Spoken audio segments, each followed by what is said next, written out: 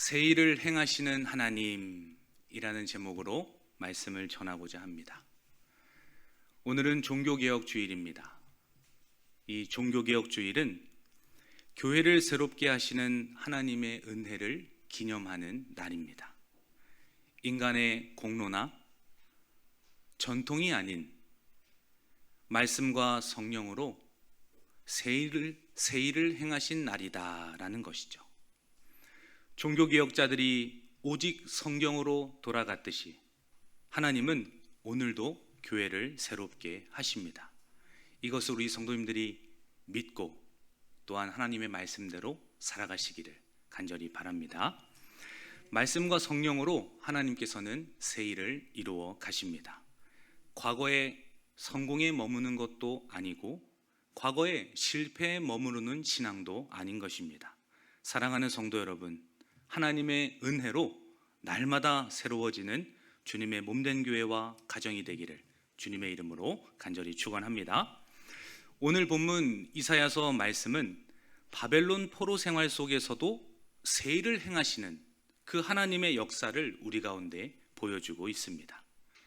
개혁이 되는 것, 새로움의 그 모든 본질이 하나님의 역사임을 우리 가운데 가르쳐주고 있다라는 거예요. 오늘 본문 말씀 18절 우리 함께 읽도록 하겠습니다. 시작. 너희는 이전 일을 기억하지 말며 옛날 일을 생각하지 말라. 아멘. 이사야서 선지자가 하나님의 말씀을 예언하는 이 시대적 배경을 잠시 함께 보고자 합니다. 이미 북이스라엘은 722년 주전 722년에 이미 아시리아 제국의 멸망을 당하였습니다. 이제는 남유다만 남은 상황이었는데 남유다도 별반 다르지 않는 그 외부의 압박 속에서 살아 지내왔습니다. 아시리아 제국이 이제는 신흥 제국인 바벨론에게 멸망을 당하고 이제는 바벨론을 따라서 줄을 대야 할지 아니면 애굽에게 더 힘을 실어야 할지 이 정치적인 압박 속에서 힘들어하던 것이 바로 남유다의 상황이었다라는 거예요.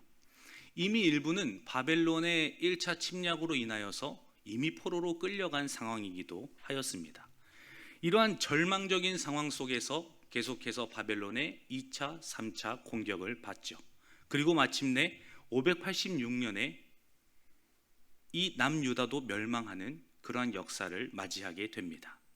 이 이사야 선지자는 이러한 포로 생활을 앞두고 이제 곧 바벨론에 의하여서 멸망당할 이 남유다와 모든 백성들이 포로로 끌려가는 이 상황을 앞두고 이야기를 하고 있는 것입니다. 출애굽의 기적을 더 이상 자랑하지 말아라. 과거에 하나님께서 우리 선조들을 애굽에서부터 탈출시켜 주시고 홍해를 가르시고 그들의 말병거를 물에 침수시켰던 그 기적을 자랑하는 것이 아니라 과거의 신앙에 머무르는 것이 아니라 이제는 바벨론의 포로를 끌려갈지라도 새 일을 행하실 하나님을 바라보면서 그 믿음과 소망을 잃지 말아라 라고 이야기하며 과거의 영광과 신앙에 머무르는 것이 아니라 진짜 행하실 하나님을 지속적으로 믿고 바라볼 것을 그 절망 가운데에서도 말씀을 선포했던 바로 오늘 본문이다라는 거예요. 출애굽의 기적보다 더 큰 새 구원을 예고하시는 본문이다라는 겁니다. 사랑하는 성도 여러분, 우리도 과거의 성공이나 죄의식에 머무를 때가 많아요. 내가 왕년에는 이러하였는데 또 내가 얼마 전까지 이러한 사람이었는데 때로는 성공을 자랑하기도 하고 때로는 나의 연약함을 감추려고 하고 거기서 머무르려고 하는 우리의 삶의 모습들이 동일하게 있다라는 겁니다. 그러나 우리는 어떠한 존재들입니까? 그리스도 안에서 날마다 새로워지는 존재임을 우리 가운데 가르쳐 주셨습니다. 고린도후서 5장 17절 말씀을 함께 찾아보기를 원합니다. 고린도후서 5장 17절 말씀입니다.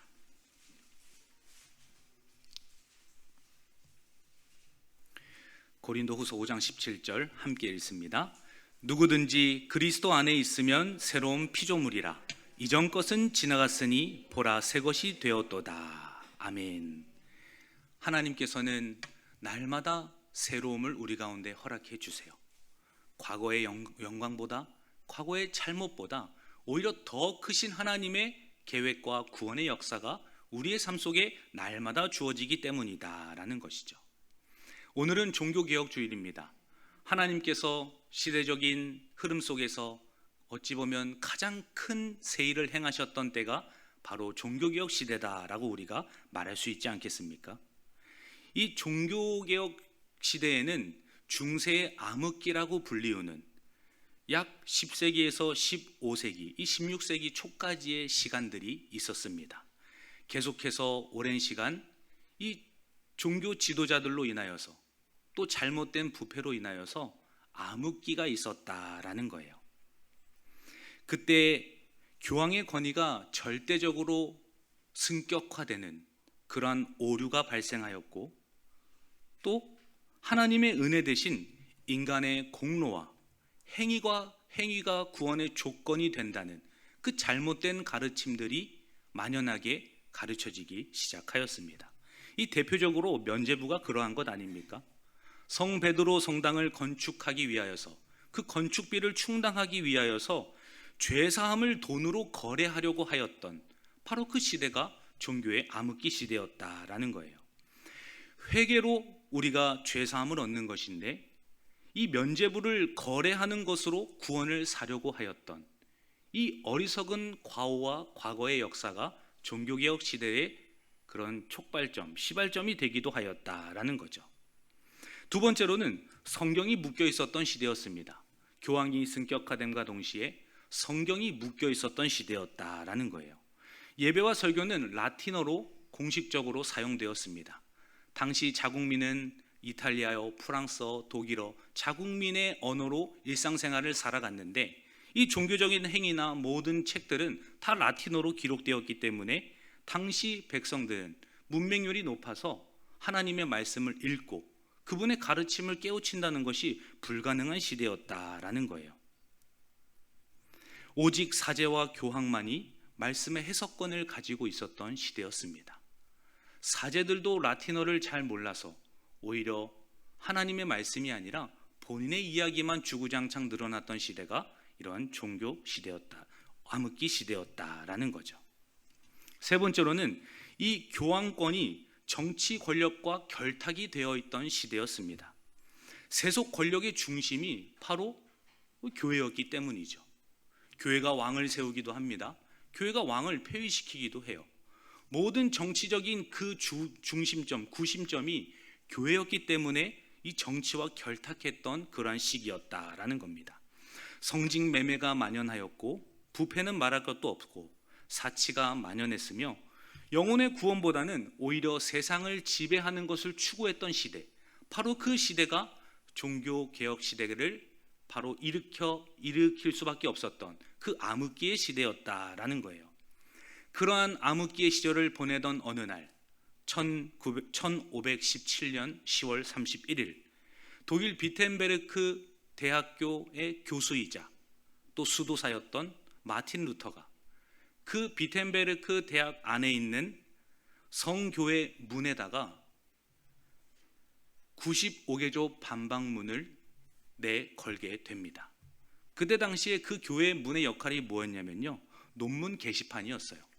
교수들이 논문을 작성하면 그것을 공식적으로 게시하는 그 게시판의 역할이 바로 그 교회 문이었다라는 거죠.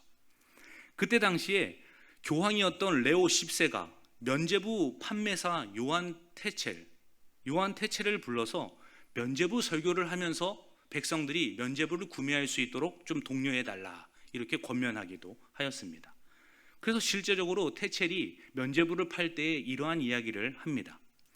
지옥불에 고통받는 사람들을 그린 그림을 앞에다 펼쳐놓습니다. 사람들이 모이면 거기다 그림을 쫙 펼쳐놓는 거예요. 그 그림이 어떠한 그림이냐, 지옥불에 고통받는 사람들이 그려져 있는 그림을 앞에다가 딱 펼쳐놓고 이제 면죄부를 파는 것입니다. 그럴 때 이렇게 설교를 하였어요.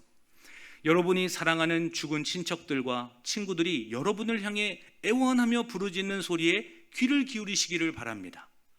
우리를 불쌍히 여기시오. 우리는 무서운 고통 속에 빠져 있는데 당신들은 적은 돈으로 우리를 건져낼 수 있지 않소. 그 연옥에서, 지옥에서 자기들을 구원해 달라고 하는 소리가 들리지 않느냐라고 하면서 그 지옥에 있는 사람들에 대한 설교를 하면서 이렇게 이야기했습니다. 동전이 여러분의 부모들을 구해낼 수가 있습니다. 동전이 궤 속에 떨어지는 소리와 함께 그들의 영혼이 연옥에서부터 벗어나게 됩니다. 여러분들은 저들의 영혼을 낙원으로 인도하시기를 원치 않으십니까? 사지였던 요한 테첼이 이러한 말도 안 되는 설교를 하면서 면죄부를 강매하고 아무것도 모르는 그 선량한 백성들과 시민들에게 죄를 짊어지우게 만드는 그러한 일들을 교황과 함께 했었다라는 거예요. 이렇게 시대적으로 어려웠던 시대가 바로 교회 중세시대의 암흑기였습니다. 그때 루터는 하나님의 말씀 한 구절을 보게 되었어요. 그 반박문을 내걸기까지 이러한 말씀을 하나님께 계시를 받고 깨달음을 얻습니다. 함께 말씀을 찾아보기를 원합니다. 로마서 1장 17절 말씀입니다. 로마서 1장 17절 말씀입니다.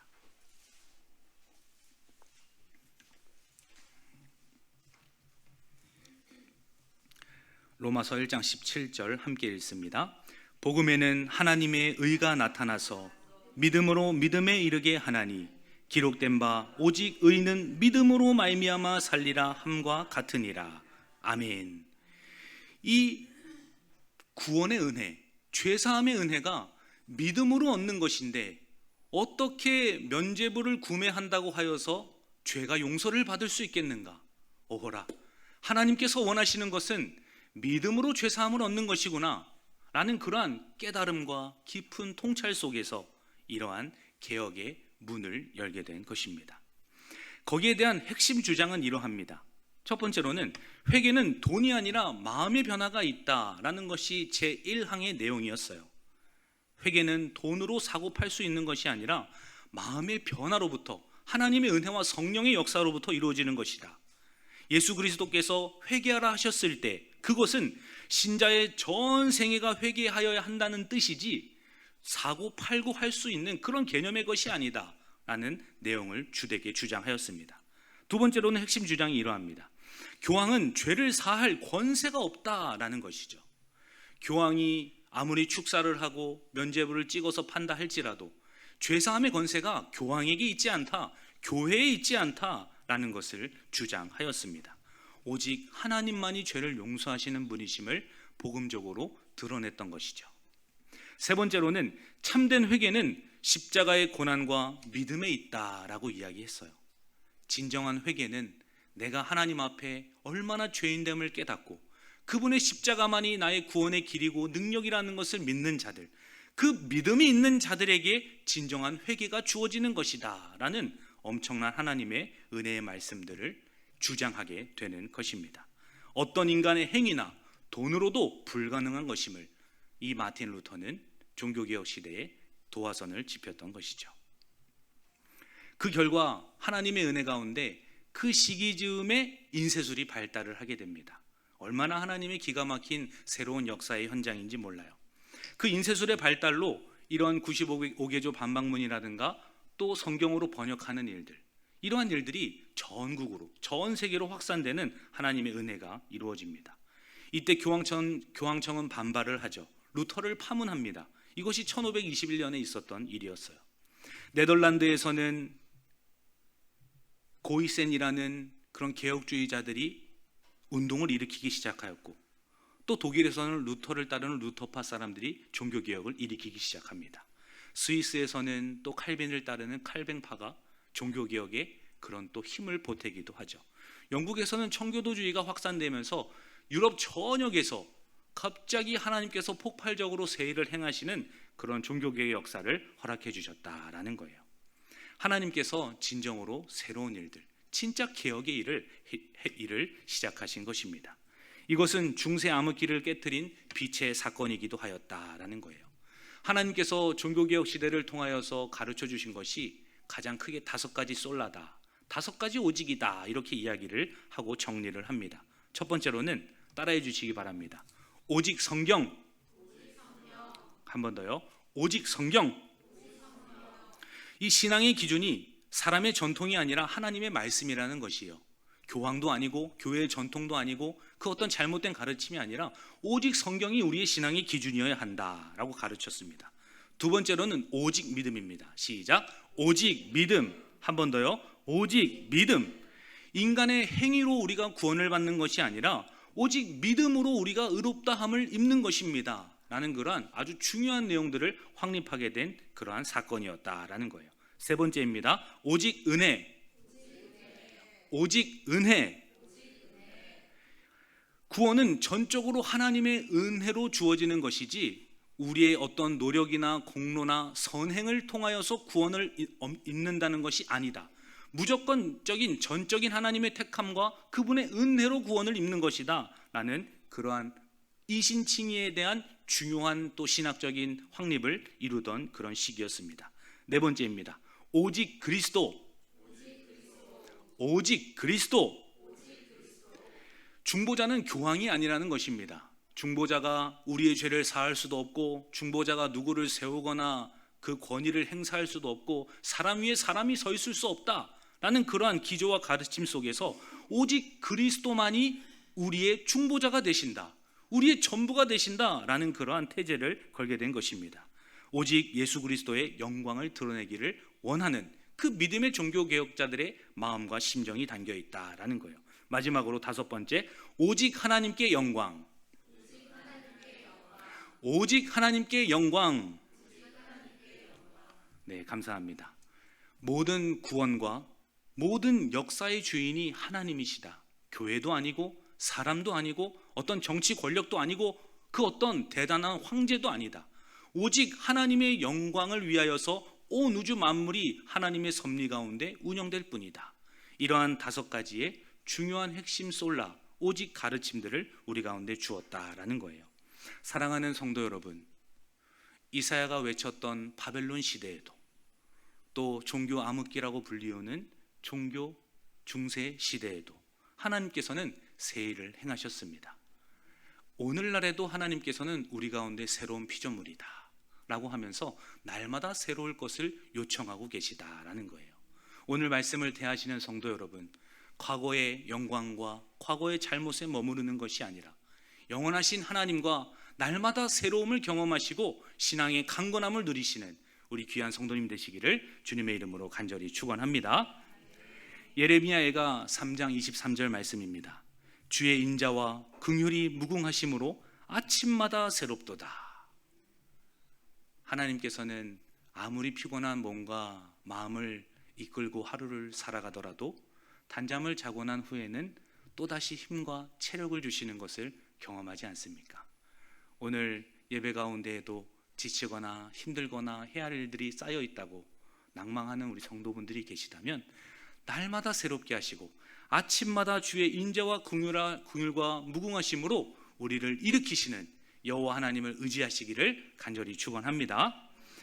옛사람을 벗고 새 사람을 입는 것, 나의 모든 무거운 짐을 내어 던지고 그리스도의 의를 입고 살아가는 것, 그것이 우리가 할 수 있는 가장 영광스러운 특권이기도 하다라는 거예요.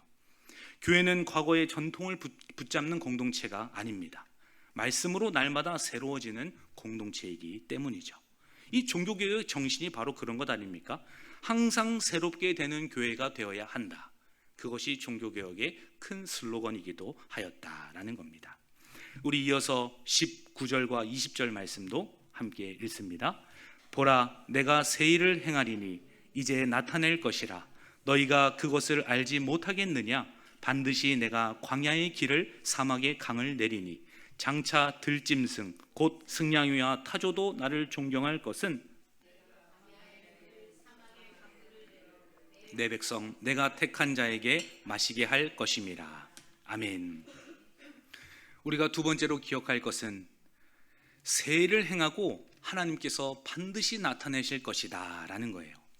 이전 것을 기억하지 않고 버리는 것이 중요했다면 이제는 새 일을 행하실 하나님을 바라보아야 함을 가르쳐주고 있다라는 겁니다. 여기서 새 일은 어떤 것을 의미합니까? 이전에 경험해 보지도 못했던 전혀 새로운 하나님의 구원 역사를 의미하는 것이죠. 너희들이 430년 동안 애굽에서 종살이하고 출애굽했던 그 대단한 역사, 그것보다도 더 큰 세일을 내가 너희들에게 행하겠다. 이 이사야 43장은 그것을 우리에게 가르쳐주고 있는 것 아닙니까? 이스라엘의 바벨론 포로 귀환, 그리고 400년이라는 중간기, 그리고 예수 그리스도께서 오심으로 신약시대가 이제 이루어지는 것이죠. 그 400년이라는 기간 동안에 하나님께서는 하나님의 일을 여전히 준비하고 계시고 그 생일을 나타낼 때를 기다리고 계셨다라는 거예요. 장차 이 세일은 메시아가 오심으로, 이 신약시대가 시작되므로 그 안에서 완전히 이루어지는 것을 우리에게 가르쳐 줍니다.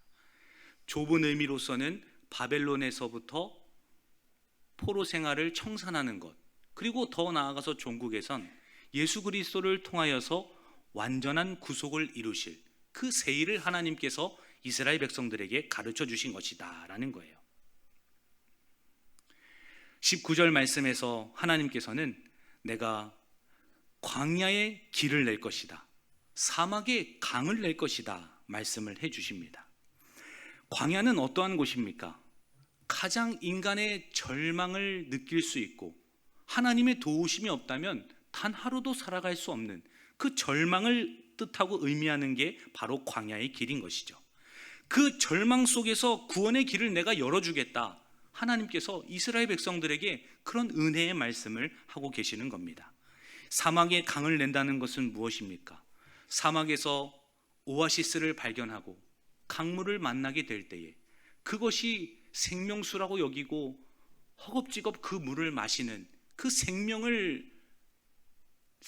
생명과 직결되는 그 생명수가 바로 강물이 아니겠어요? 이것은 성령을 통하여서 우리 가운데 새 생명을 주시고 진정한 하나님의 말씀이 우리 가운데 차고 넘치는 것을 예표로 가르쳐주고 있는 것이다 라는 거죠. 이 모든 일이 누구를 통하여서 성취된 것입니까? 바로 예수 그리스도를 통하여서 이 모든 일이 완전하게 성취되었다라는 것이죠. 절망 속에서 구원의 길을 열어주신 예수 그리스도, 목마르고 상한 심령인 우리를 고치시고 물을 먹이시고 마시게 하시는 그 예수 그리스도, 그분을 통하여서 완전히 새 일을 행하실 하나님을 계시해 주신 것이다 라는 겁니다. 사랑하는 성도 여러분, 이사야를 통하여서 새 일을 행하신 바로 그 일이 예수 그리스도를 통하여서 이루어졌다는 사실을 기억하시면서 그분 앞에 절망적일 때 나아오시고, 목이 마를 때 나아오시고, 치유가 필요하실 때 주님 앞으로 나아오시는 우리 모든 성도님들에게 은혜와 축복이 있기를 주님의 이름으로 간절히 축원합니다. 바로 그 일을 주님께서 이루셨기 때문입니다. 주님께서도 스스로 말씀해 주셨어요. 내가 길이다, 내가 진리다, 내가 생명이다. 바로 이 이사야 선지자의 이 예언의 말씀이 본인 스스로임을 주님께서도 드러내셨다라는 겁니다. 사랑하는 성도 여러분, 하나님은 막힌 길 가운데서 새 길을 여십니다. 절망의 광야에서 구속의 길을 여신 것처럼 그리스도를 믿고 그분 안에 있는 우리 모든 성도님들에게 돌아오는 한 주도 새해를 행하실 그 하나님을 바라보시기를 간절히 축원합니다. 바라옵기는 오늘 이 시간 우리 가운데 상처 입은 심령을 살리시고 메마른 뼈들이 살아나는 주님의 은혜가 있기를 간절히 축원합니다. 예수님은 부활하심으로 이미 우리 가운데 새 일을 행하셨다는 것을 증거로 보여주셨어요. 죽음을 이기신 분, 모든 사망의 권세를 깨뜨리신 분, 모든 유혹을 다 몸소 겪으시고 이겨내신 분, 우리의 모든 어려움들을 다 동정하고 아시는 분이 예수 그리스도이심을 가르쳐 주셨습니다. 그러므로 우리는 우리를 창조하시고 우리에게 새 옷을 입혀주시는 그리스도께로 나아가야 한다라는 거예요. 골로새서 3장 10절 말씀에서도 새 사람을 입었으니 이는 자기를 창조하신 이의 형상을 따라 지식에게까지 새롭게 하심을 입은 자니라. 아멘. 그리스도 안에 있는 자가 새로운 피조물이고 새로운 옷을 입은 하나님의 사람임을 가르쳐 주십니다. 새로운 길을 간다는 것, 새로운 일을 맞닥뜨린다는 것은 참으로 부담스럽고 또 낯설은 길이 아닙니까? 이 새로운 길을 만날 때는 막막한 것이죠.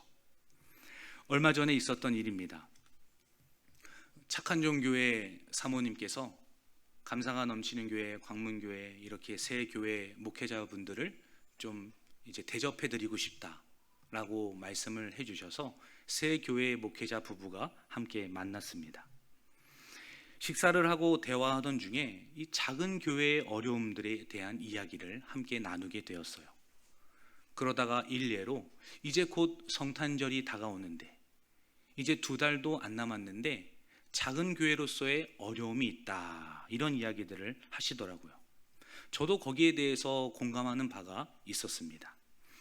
왜 그러하냐면 이 성탄절이 다가올 때마다 매년 아쉬웠다는 거예요. 교회가 작고 인원이 적다 보니까 너무 기쁘다 구주 오셨네 밝은 목소리로 찬송을 하는데도 막 기쁘지가 않다고 그렇게 얘기를 하기도 하시더라고요. 그리고 더 나아가서는 성도들에게 미안한 마음이 크다, 이렇게 말씀하셨어요. 예수 그리스도의 오심과 그분의 탄생을 함께 기뻐하는 것을 천국의 모형으로 보여주어야 하는데, 그 기쁨을 함께 나누어야 하는데 뭔가 부족해서 그 영향을 주지 못하고 있는 것 같다고, 그런 아쉬운 마음들을 함께 나누게 되었어요. 상대적으로 어려움을 겪기도 하고 위축되기도 하고 또 반복되는 성탄절로 인하여서 마음에 조금 갈증이 있었다, 이런 이야기를 함께 나누었다라는 겁니다.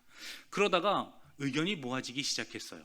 작은 교회가 혼자면 힘들지만 2-3 교회가 함께 모여서 성탄의 기쁨을 나눈다면 더 은혜롭고 더 우리 가운데 새로움이 일어나지 않겠는가, 그러한 의견들이 모아지기 시작하였습니다. 그래서 그 목회자 가정들 중심으로 이번 25일 날 성탄절 예배를 연합으로 모이는 것이 어떨까요? 이러한 제안들을 하기 시작하였어요. 저도 가슴이 뛰기 시작하고, 작은 교회들을 우리가 조금이나마 섬길 수 있다면, 도울 수 있다면 몇 가정 안 되겠지만 참 은혜가 있고 기쁨이 있겠다, 이런 생각을 하였어요. 그래서 교회에 돌아와서 장로님과 먼저 대화를 하였습니다. 장로님께서도 참 좋은 것 같다고 말씀을 해주셔서 그 돌아오는 주에 우리 교육부서 부장님들과 또 회장님들과 함께 이야기를 나누기도 하셨어요. 그리고 지난주 목요일, 며칠 전이죠. 목요일 날 이제 첫 운영팀을 꾸려서 미팅을 하였어요. 그 날이 다가올 때까지 너무 불안하고 낯설고 막 거부감도 들더라고요. 이거 괜한 일을 벌이는 것은 아닐까? 모든 교회가 다 처음으로 하는 이 일인데 이 일에서 선함이 나올 수 있을까? 과연 하나님께서 정말 새 일을 행하시는 것일까? 이런 두렵고 떨리는 마음도 간직한 채로 첫 모임을 나아갔습니다. 그런데 모여보니 대화하고 마음을 나누면서 그 두렵고 또 걱정되고 염려가 되었던 마음들이 하나둘씩 해소가 되기 시작하였어요. 그동안 각 교회마다 얼마나 아쉬움이 컸던지 그 열정을 쏟아내고 아이디어를 토로하기 시작하는데 그 안에서 이미 성탄의 기쁨을 먼저 누리는 것 같은 그런 은혜의 시간들을 경험하기도 하였습니다. 하나님께서는 우리 가운데 새 일을 행하시고자 할 때에 우리 가운데는 거부감과 또 막막함이 있는 것이 사실일 것입니다. 이스라엘 백성들도 이제 곧 바벨론으로 모든 백성들이 포로로 끌려가는데 그 가운데서 하나님의 새 일을 바라보라고 하니 얼마나 얼토당토 않다고 이사야를 바라보지 않았겠습니까? 그리고 종교개혁 시대에도 마찬가지였을 것입니다. 그리고 오늘을 살아가는 우리들에게도 하나님은 여전히 날마다 새로운 피조물로서 새 삶을 살아갈 것을 우리에게 요구하고 계시다라는 것이죠. 사랑하는 성도 여러분, 이제 받은 공을 우리 성도분들과 함께 나누고자 합니다. 새로운 길, 보이지 않는 길, 그 긴장과 어려움과 힘듦을 저도 잘 알고 있습니다. 그럼에도 불구하고 함께 기도하며 연합의 기쁨을 누릴 때에 하나님께서 새 일을 행하시는 것을 우리 모든 몸된 교회가 목도하게 하실 줄 믿습니다. 그러한 기대감을 가지고 작은 교회들을 또 섬기고 함께 연합함으로 주님의 새로운 일들을 함께 행하며 나아가시는 은혜와 축복이 있기를 주님의 이름으로 간절히 축원합니다. 우리가 이러한 어려운 일들을 왜 해야 하는 것일까요? 낯설고 막막하고 이 부담스러운 일들을 우리가 왜 해야 하는 것일까요? 오늘 말씀에서는 21절에서 우리에게 가르쳐주고 있습니다. 21절 함께 읽습니다. 이 백성은 나를 찬송하게 하려 함이니라. 아멘. 하나님께서는 우리를 향하여서 택한 백성이다. 너희들은 나를 위하여서 지은 존재이다. 하나님께서 말씀하고 계십니다. 나를 찬송하게 하시기 위하여서 하나님께서는 우리 가운데 새로운 환경으로 또 새로운 영광의 길로 동참하게 하신다라는 거예요. 자기 백성을 통해 하나님은 영광을 드러내십니다. 그것을 하나님께서 기뻐하시기 때문이죠. 나의 백성은 누구를 이야기하는 것입니까? 하나님의 기쁘신 뜻 가운데 택하시고 하나님의 긍휼을 베푸신 예수 그리스도를 믿고 구원받은 하나님의 백성들이 아니겠습니까? 구약에서는 선민이었던 이스라엘 백성이었고 이 신약에 와서는 그 정체성을 우리 교회가 이어받고 있는 것이죠. 우리 말씀 한 구절 한 번 더 찾아보기를 원합니다. 신명기 7장 6절에서부터 8절입니다.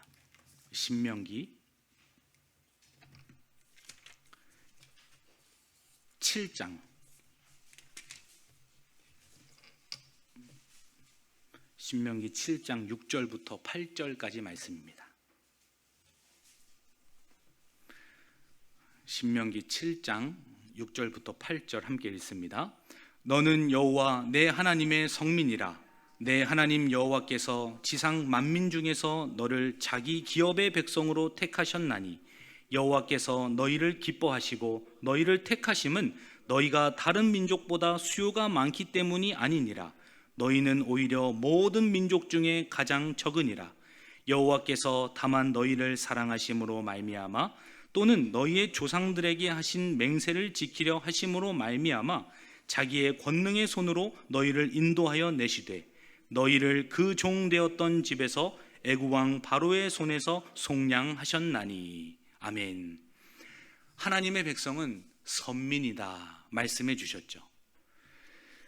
자기 기업의 백성으로 택하신 것이 바로 하나님의 백성들이 아닙니까? 수요가 많기 때문도 아니고 오히려 모든 민족 중에서 가장 적지만 하나님께서 사랑하신 그 믿음에 택한 백성이라는 것을 가르쳐 주십니다. 하나님께서는 자기의 권능으로 그 이스라엘 백성들을 인도하셨던 것처럼 애굽 왕의 손으로부터 구원하셨던 것처럼 동일하게 오늘을 살아가고 있는 예수 그리스도 안에 있는 우리들을 하나님께서 택하고 부르시고 구원의 길로 인도해 가신다라는 거예요. 베드로전서 2장 9절 말씀입니다. 그러나 너희는 택하신 족속이요 왕같은 제사장들이요 거룩한 나라요 그의 소유가 된 백성이니 이는 너희를 어두운 데서 불러내어 그의 기이한 빛에 들어가게 하신 이의 아름다운 덕을 선포하게 하려 하심이라. 구약에서 선민이 있었다면 이 신약에서는 그리스도의 아름다운 빛비춤을 받은 자들이 곧 하나님의 택한 백성임을 가르쳐 주십니다. 사랑하는 성도 여러분, 하나님께서 행하신 새 일로 말미암아 하나님을 찬송하시고 그 존재의 부름답게 반응하시는 우리 성도님들 되시기를 주님의 이름으로 간절히 축원합니다. 이번 가을 신방을 진행 중에 있습니다. 성도분들께서 기도로 준비하셨다는 것을 저도 잘 느꼈고 또 알고 있습니다. 하나님께서 각 가정에게 주실 말씀을 위하여서 기도하면서 하루하루 그렇게 진행을 하고 있습니다. 이번 가을 신방 때 깨달은 것 중에 하나가 나에게 필요한 교회의 기둥이 무엇입니까? 라는 질문을 나눴을 때에 저에게 강한 깨달음이 오더라고요. 이 중복이 한 가정도 없었다는 사실이에요. 그 교회의 기둥이 무엇입니까? 말씀과 기도와 성찬과 교제와 전도, 이 5가지 기둥에 대한 질문, 나에게 필요한 것이 무엇입니까? 라고 질문했을 때 지금까지 가정 중에 중복된 가정이 한 가정이 없더라고요. 이렇게 또 하나님께서는 우리 교회의 필요와 또 새 일을 행하실 것들을 가르쳐 주시는구나, 이러한 생각도 하게 되었습니다. 신방이 남은 가정들도 주님께 기도하며 준비하시기를 당부를 드립니다. 하나님께서 우리 가정에 주실 말씀, 또 앞으로 우리 광문교회를 통하여서 새 일을 이루어 나가실 그 하나님, 그분을 바라보시면서 함께 기도하고 기대하시는 우리 성도님들 되시기를 주님의 이름으로 축원합니다. 이 교회의 정체성이 바로 하나님의 백성들이기 때문이에요. 우리는 하나님을 영화롭게 하고 그분을 영원토록 즐거워하는 것, 그것이 우리 하나님의 백성의 정체성과 목적이기 때문이죠. 성도는 하나님을 찬송하기 위하여서 지음받은 존재입니다. 그것을 우리는 망각해서는 안 됩니다. 돌아오는 한 주도 하나님이 내 안에서 새 일을 행하시고 삶 속에서 길을 열어 가실 때에 여호와 하나님을 찬송하시고 우리의 정체성을 또 간직하면서 나아가시기를 간절히 바랍니다. 에베소서 1장 12절 말씀입니다. 이는 우리가 그리스도 안에서 전부터 바라던 그의 영광의 찬송이 되게 하려 하심이라. 이미 우리를 죄와 사망으로부터 구원하신 것만으로도 너무 감사한데 하나님께서 새 일을 행하실 때마다 또 동참하게 하시고 도구로 사용하여 주시고 통로로 쓰임받게 하신다니 이것이 얼마나 감사한 일인지 모릅니다. 돌아오는 한 주도 눈을 크게 뜨고 발견하십시오. 하나님이 어떤 새 일을 행하실 것인가, 우리 가정에서 어떤 주님의 행하심이 있을 것인가, 그것을 실제적으로 목도하시고 또 동참하시는 그런 은혜와 축복이 있기를 주님의 이름으로 간절히 축원합니다. 우리 함께 서로 인사하기를 원합니다. 오직 하나님께 영광입니다. 이렇게 인사합니다. 오직 하나님께 영광입니다. 아멘. 하나님 아버지 감사합니다. 오늘 종교개혁 주일을 통하여서 새 일을 행하셨던 하나님을 역사적으로 함께 보았습니다. 주님의 일은 과거에 머문 것이 아니라 오늘 이 시간에도 여전히 이루어지고 있음을 고백합니다. 우리 안에 새 일을 이루시는 하나님을 보기를 원하고 돌아오는 한 주도 가정과 교회와 직장과 일터와 삶 속에서 주님의 영광의 통로가 되기를 원합니다. 우리를 사용하여 주옵시고 새 일 가운데 우리를 들어서 사용하시는 하나님을 보게 하여 주옵소서. 감사드리며 예수님의 이름으로 기도하옵나이다. 아멘.